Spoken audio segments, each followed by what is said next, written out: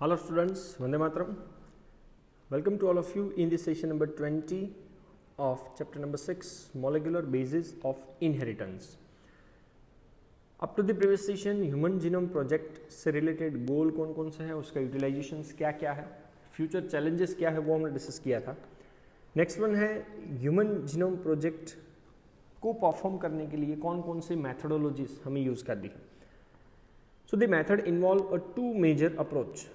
पहला अप्रोच ये है, we have to focus on identifying all the gene that are expressed as RNA.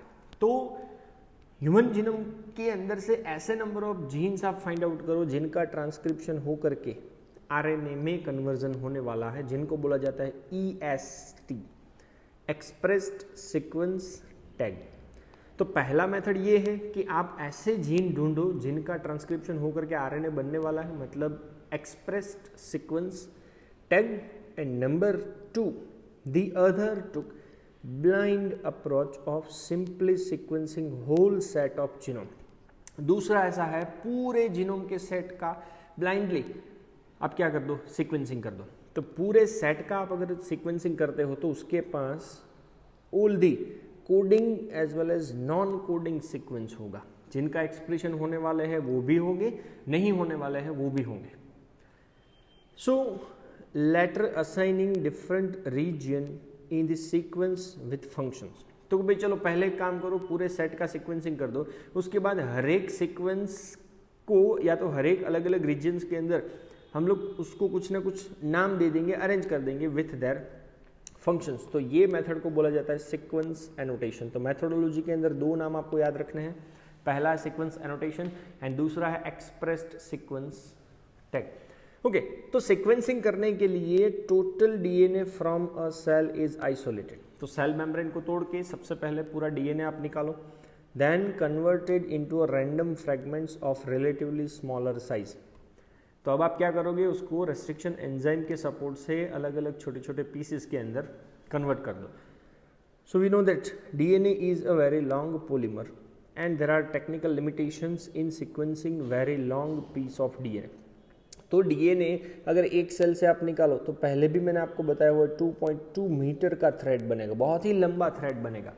और इतने लॉन्गर डीएनए के थ्रेड का सीक्वेंसिंग करना डिफिकल्ट है, टेक्निकल लिमिटेशंस आएगी. इसलिए हम क्या करेंगे, उसको छोटे छोटे पीसेस के अंदर कन्वर्ट कर देंगे and then cloned make a copy in suitable host using specialised vector. तो आरडीएनए टेक्नोलॉजी को यूज करके पहले हमने उसका सेपरेशन किया, दूसरा छोटे छोटे फ्रेगमेंट में कन्वर्ट किया, तीसरा प्लाज्मिड या तो वेक्टर के सपोर्ट से होस्ट की बॉडी के अंदर उसको क्लोन करवाया.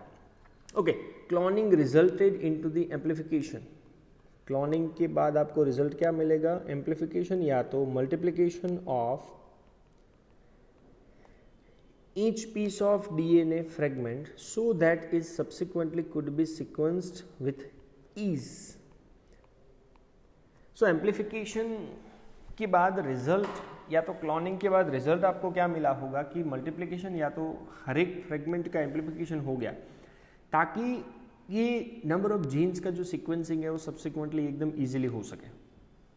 सो commonly used host where bacteria and yeast. तो ज़्यादातर एज अ होस्ट कौन यूज़ किया जाता है, तो एक तो बैक्टीरिया हो सकता है या तो ईस्ट हो सकता है. तो ऐसे वेक्टर्स को कभी कभार आप BAC या तो YAC के नाम से जान सकते हो. Means bacterial artificial chromosome as well as yeast artificial chromosome, जिनका काम है एज अ वेक्टर का कि हमारे डीएनए को होस्ट की बॉडी के अंदर ट्रांसफर करना. Okay, the fragment were sequenced using automated DNA sequencer. तो चलो आपके पास जितने भी नंबर ऑफ फ्रेगमेंट्स मिले हैं उनको सीक्वेंस में अराइज करने के लिए एक ऑटोमेटेड डीएनए सीक्वेंसर नाम का मशीन आता है that work on the principle of a method which are developed by Frederick Sanger. तो फ्रेडरिक सेंगर नाम के साइंटिस्ट ने एक प्रिंसिपल दिया था, वो प्रिंसिपल के बेस पे ये ऑटोमेटेड डीएनए सीक्वेंसर काम करेगा ताकि जितने भी नंबर ऑफ जीन्स के फ्रेगमेंट है, डीएनए के फ्रेगमेंट है, उनको उनकी प्रॉपर सीक्वेंस में वो अरेंज कर देगा. Sengar is also credited for developing method for determination of amino acid sequence in the protein. तो प्रोटीन के अंदर एमिनो एसिड की सीक्वेंस क्या है वो फाइंड आउट करने वाली मेथड भी सेंगर ने ही दी थी। सो दूसरी मेथड भी उसी प्रिंसिपल्स के बेस पे बनाई गई थी, जो हमें क्या फाइंड आउट करेगा कि भाई जीन या तो डीएनए की सीक्वेंस किस तरह से होती। So the sequence were then arranged based on some overlapping regions present in them। अब जब भी डीएनए की सीक्वेंस आप देखोगे तो थोड़े बहुत रीजन्स एक दूसरे से ओवरलैप करते हैं। ओवरलैप करते हैं मतलब ये जीन है तो ये यहाँ पे ओवरलैपिंग दिख रहा है, यहाँ पे आपको ओवरलैपिंग दिख रहा है, ये ओवरलैपिंग है। तो ऐसे ओवरलैपिंग रीजन्स को ध्यान में रखते हुए सीक्वेंस को अरेंज किया जाता है। This required generation of overlapping fragments for sequencing. तो उसके लिए सीक्वेंसिंग के अंदर जितने भी फ्रेगमेंट्स हैं उनके ऊपर कंपलसरी थोड़ा बहुत क्या होना चाहिए, ओवरलैपिंग। एंड अगर हर एक सीक्वेंस का अलाइनमेंट करना हो वॉज ह्यूमनली नॉट पॉसिबल। तो अलाइनमेंट पॉसिबल नहीं है, then therefore specialised computer based program software को उसके लिए डेवलप किया जाता है। तो आप देख सकते हो कि पर्सन की बॉडी से पहले सेल रिमूव किया, सेल से क्रोमोसोम निकाला, क्रोमोसोम की बॉडी के अंदर का सीक्वेंसिंग किया और वो सीक्वेंसिंग का जो भी डेटा मिला है वो कंप्यूटर के अंदर डेटा स्टोर किया गया in the form of database. तो ये ह्यूमन जीनोम प्रोजेक्ट का एक रिप्रेजेंटेटिव डायग्राम है। Okay, and final the sequence were subsequently annotated, arranged and assign to each chromosome. अब जितनी भी सीक्वेंस आपको मिली है हर एक सीक्वेंसेस को अरेंज करके हर एक क्रोमोसोम्स को हम लोग क्या कर देंगे, डिस्ट्रीब्यूट कर देंगे। तो सबसे पहले the sequence of chromosome 1 was completed only in May 2006। तो मई 2006 के अंदर क्रोमोसोम नंबर 1 की सीक्वेंस कंप्लीट हुई थी। This was the last of 24 human chromosome, जिसमें आपको पता है 22 ऑटोसोम्स है, एक एक्स क्रोमोसोम एंड एक वाई क्रोमोसोम। तो एक नंबर के क्रोमोसोम का सीक्वेंसिंग सबसे लास्ट में हुआ, उसके पीछे का रीजन कि भाई उसके पास सबसे ज़्यादा नंबर ऑफ जीन्स है। So this was the last of 24 human chromosome, जिसमें 22 ऑटोसोम्स, एक एक्स और दूसरा Y. Okay, so another challenging task was assigning the genetic and physical map on the genome. चलो पूरे जीनोम के ऊपर जेनेटिक या तो फिजिकल मैप क्या है वो भी ह्यूमन जीनोम प्रोजेक्ट का एक चैलेंजिंग टास्क है। And this was generated using information on polymorphism. Polymorphism का मतलब है having a different forms of restriction endonuclease recognition site. अब आपने वेक्टर का एक स्ट्रक्चर देखा था, वो वेक्टर के स्ट्रक्चर्स के ऊपर अलग अलग टाइप के साइट थे, जो साइट के ऊपर रेस्ट्रिक्शन एंजाइम्स कट करता था।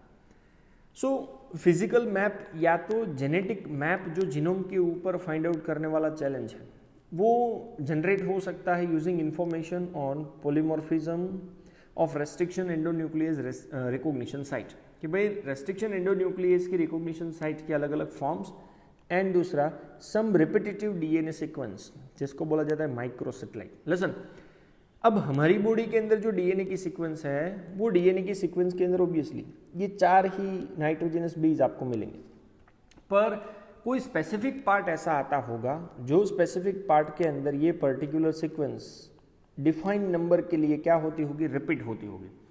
तो रिपीट होने वाले सीक्वेंस के डीएनए के पीस को रिपीटेटिव डीएनए बोल सकते हो, या तो उसे साइंटिफिक लैंग्वेज में बोला जाता है माइक्रोसैटेलाइट। तो माइक्रोसैटेलाइट मतलब पोलीमॉर्फिज्म की एक एप्लीकेशन है in repetitive DNA sequence, shall be explain in the next section of DNA fingerprint.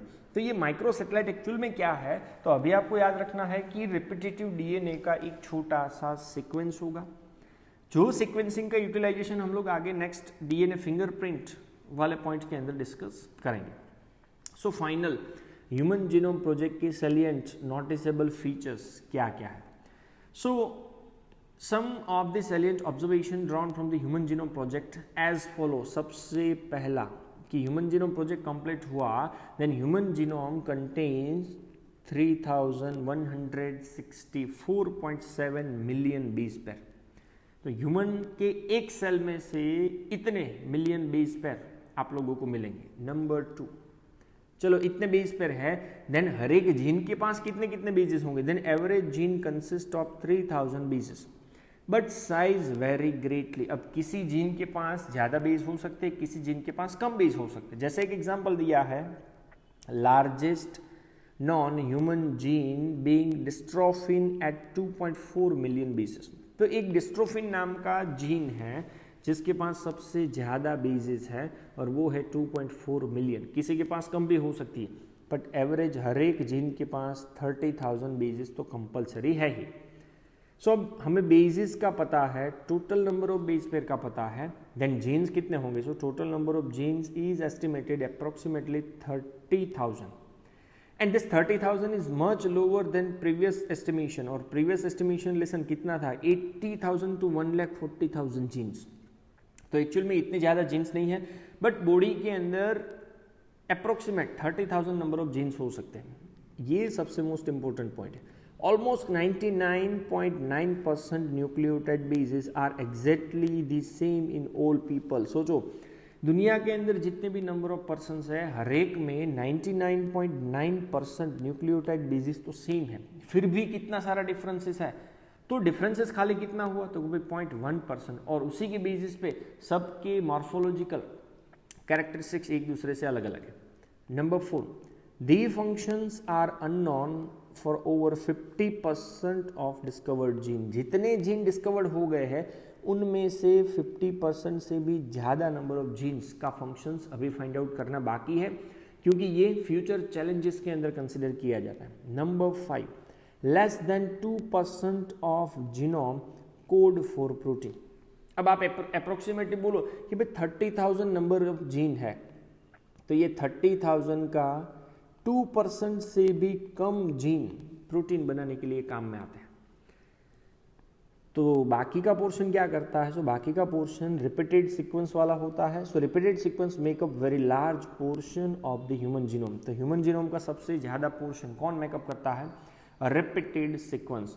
So repeated sequence है क्या, so repetitive sequence are the stretch pieces of DNA sequence that are repeated many times, sometimes 100 to thousands। तो ये repeated sequence और कुछ नहीं है, DNA का एक छोटा सा पीस है सीक्वेंस के अंदर जो बहुत बार रिपीट होता रहता है, मे बी पॉसिबल है 100 to thousands time. So they are thought to have no direct coding functions.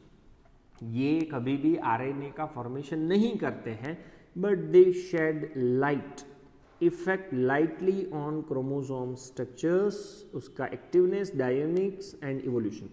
तो क्रोमोसोम के स्ट्रक्चर्स के ऊपर, एक्टिवनेस, डायनेमिक्स के ऊपर, इवोल्यूशंस के ऊपर उनका अफेक्शन लाइट होता है, क्योंकि वो ज़्यादातर प्रोटीन का फॉर्मेशन नहीं करते। Number 8, chromosome 1 has a most number of gene, 2968 number of gene है क्रोमोसोम 1 के पास, एंड Y के पास सबसे कम है 231। Next one, scientist have identify about 1.4 million location. पूरे ह्यूमन जीनोम में साइंटिस्ट ने मिलजुल के 1.4 मिलियन लोकेशन ऐसे फाइंड आउट किए हैं where single base DNA difference, जहां पे एक ही बेस के अंदर डिफरेंसेस है, तो उसको बोला जाता है SNPS, single nucleotide polymorphism, and they are pronounced as a SNPs which are occurs in the human। तो ह्यूमन बॉडी के अंदर 1.4 मिलियन लोकेशन ऐसे है जहां पे सिंगल बेस ऑफ डीएनए के अंदर आपको डिफरेंस दिखेगा, जिसको SNPs के नाम से जान सकते हो, या तो we can say that single nucleotide polymorphism. So this all information promise to revolutionize, upgrade the processes of finding the chromosomal location for disease associated sequence and tracing the human history। तो ये सभी informations हम लोगों को कहीं ना कहीं chromosome के लोकेशंस को फाइंड आउट करने के लिए कि वो क्रोमोसोम का डिजीज के साथ क्या रिलेशन है, या तो ह्यूमन हिस्ट्री को ट्रेस करने के लिए यूटिलाइज्ड हो सकते हैं। ओके, एक छोटी सी समरी है कि 1200 number of genes that are responsible for common cardiovascular system, endocrine disease like diabetes, as well as neurological disorders like Alzheimer disease and cancers. तो 30,000 नंबर ऑफ जीन्स में से अप्रोक्सीमेट 1200 नंबर ऑफ जीन्स अलग अलग type के disease create करने के लिए responsible माने जाते हैं। इवन ह्यूमन सीक्वेंस या तो ह्यूमन जीनोम का sequence not only holds for a healthier living, खाली हेल्दियर लिविंग के लिए ही ह्यूमन जीनोम सीक्वेंसिंग नहीं किया गया है, but it also hold the prospect of a vast database of knowledge. बहुत ही वास्ट डेटाबेस हम लोगों को दे रहा है और वो नॉलेज को यूज़ करके अलग अलग ड्रग्स का डिज़ाइनिंग करना, जेनेटिकली मॉडिफाइड डाइट जनरेट करना and last but not least genetic identity हर एक पर्सन को वो प्रोवाइड करता है। Okay, application and future challenges human genome project के क्या क्या है। तो वैसे तो मैंने आपको प्रीवियस सेशन के अंदर फ्यूचर चैलेंजेस उसके दिखाए ही थे। So deriving meaningful knowledge from the DNA sequence will define research through the coming decades, leading to our understanding of biological system। फिर DNA की सीक्वेंस से जो भी हम लोगों को डेटा मिलेगा तो वो डेटा को यूज करके हम लोग रिसर्च कर सकते हैं ताकि आने वाले सालों के अंदर बायोलॉजिकल सिस्टम से रिलेटेड और भी ज़्यादा नॉलेज हम लोग ले सकें। So this enormous task will require the expertise and creativity of tens of thousands of scientists from varied discipline, varied branch in both the public and private sector worldwide। तो अगर ये टास्क हमें complete करना हो then हमें एक्सपर्टाइजेशन की ज़रूरत पड़ेगी, क्रिएटिव पर्सन साइंटिस्ट की ज़रूरत पड़ेगी, अलग अलग ब्रांचेस से बिलोंग करते हो in both public as well as private sector world wide. So one of the greatest impact of having the human genome sequence may well be enabling a radically new approach to the biological research। तो ये human genome project से जो भी हम लोगों को vast database मिला है वो डेटाबेस को यूज करके शायद रेडिकली नया अप्रोच हम लोग फाइंड आउट कर सकते हैं towards the biological research. In the past, researchers studied one or a few genes at a time। Past के टाइम पे टेक्नोलॉजी के अंदर लिमिटेशंस होने की वजह से रिसर्चर्स एट अ टाइम एक या तो एक से ज़्यादा 3-4 जीन को स्टडी कर पाते थे, but with whole genome sequences and new high throughput technology we can approach question systematically and on a much broader scale. तो एट प्रेजेंट तो हमारे पास हायर एडवांसमेंट वाली टेक्नोलॉजी है और पूरा जीनोम का सीक्वेंस है, तो ये दोनों को यूज करके ब्रॉडर स्केल पे सिस्टमेटिकली बायोलॉजिकल रिसर्च करके किस तरह से ह्यूमन बॉडी का वेलफेयर कर सकते हैं, वो ये ह्यूमन जीनोम प्रोजेक्ट की एप्लीकेशंस है। So they can study all the genes in a genome at a time. For example all the transcript in a particular tissues or organ or tumor, or how tens of thousands of gene and protein work together in interconnected networks to orchestrate the chemistry of life। तो at a time all the genomes, genome के अंदर जितने भी है jeans वो study कर सकते हैं with the utilization of this advancement of technology। जैसे कि कोई भी ट्यूमर, कोई भी ऑर्गन, कोई भी टिश्यूज के अंदर जितने भी ट्रांसक्रिप्ट है, मतलब जिनका ट्रांसक्रिप्शन होकर के आरएनए से प्रोटीन बनने वाला, तो 10 से लेकर के thousands of number of genes, उनके प्रोटीन्स, वो ट्रांसक्रिप्ट कैसे एक दूसरे के साथ टुगेदर मैनर में इंटरकनेक्टेड नेटवर्क फॉर्म करते हैं ताकि लाइफ के अंदर का जो केमिस्ट्री है वो स्मूथली रन कर सके।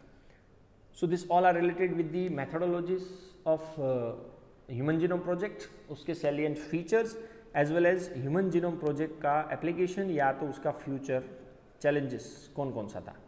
Thank you very much। जय हिंद।